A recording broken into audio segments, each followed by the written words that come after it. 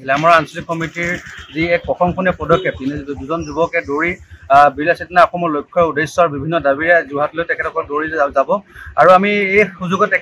দুজনলৈ শুভেচ্ছা জ্ঞাপন কৰিছোঁ আৰু আশা কৰিছোঁ বিৰলা চেতনা অসমৰ যি লক্ষ্য উদ্দেশ্য ৰাইজৰ মাজত লৈ যোৱা যি প্ৰচাৰ কৰা যে উদ্দেশ্য লৈছে, সেই উদ্দেশ্যত তেখেতসকল সফল হয়। আৰু তেখেতসকলে চৰকাৰলৈ যি দাবী উত্থাপন কৰিছে যে